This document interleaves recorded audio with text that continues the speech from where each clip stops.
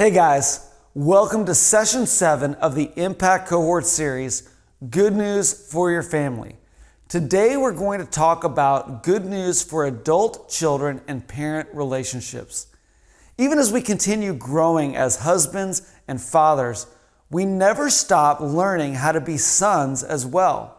The dynamics of relationships must change as boys become men, but the impact player should always strive to maintain a healthy and honorable bond with his parents. I'm going to show my age here, but over the last couple of years, I have listened to a heartstring rock song from the 80s called In the Living Years by Mike and the Mechanics more than a few times. The song beautifully and painfully recounts the feelings of sorrow and regret as an adult son who didn't end things well with his aging father. The chorus sings, "So say it loud, say it clear. You can listen as well as you hear, because it's too late when we die to admit we don't see eye to eye."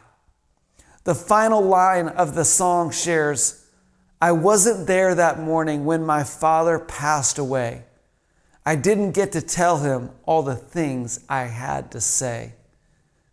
Many men have difficult and strained relationships with their parents. Even when the relationship is healthy, it can be challenging to navigate the changes in the relationship as adults.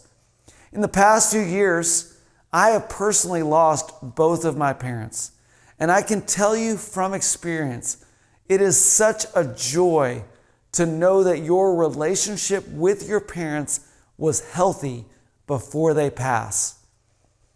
One of the 10 commandments God gives His people is specifically about our relationship with our parents.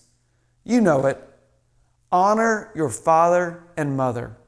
Then you will live a long, full life in the land that the Lord your God is giving you.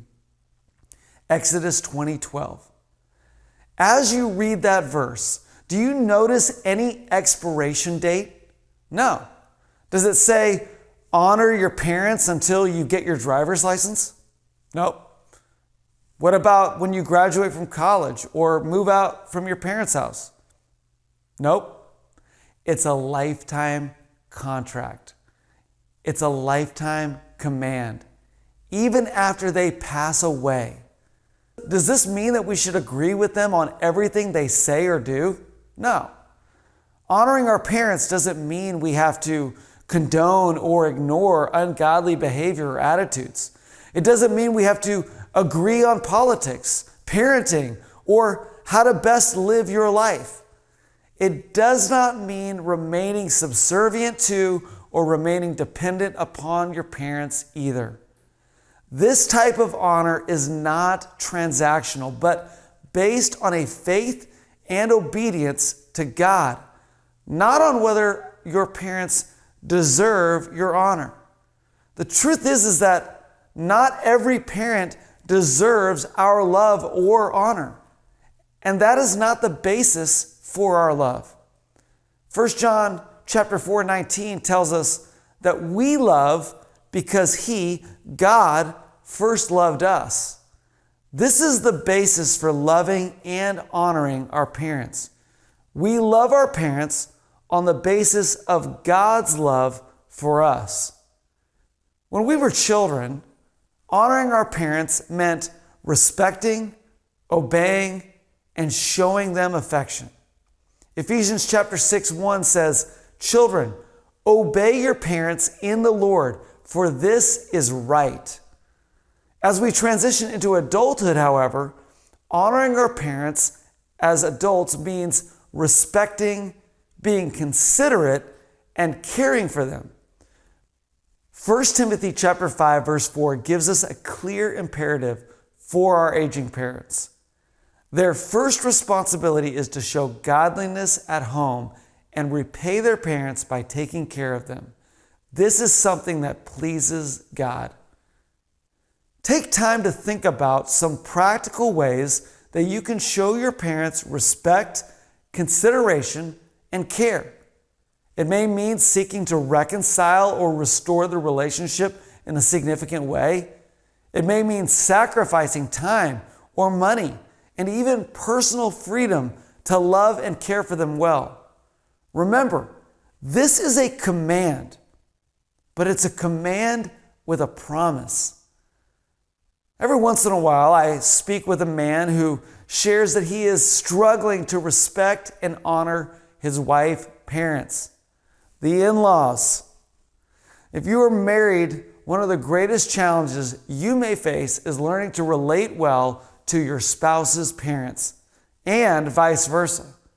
Not only does this affect you, but it can bring great strain on your marriage and your family as well.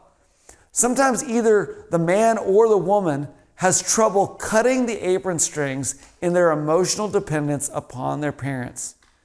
Paul reminds us of God's original intent in Ephesians chapter 5, verse 31, where he says, "Therefore, a man shall leave his father and mother and hold fast to his wife, and the two shall become one flesh."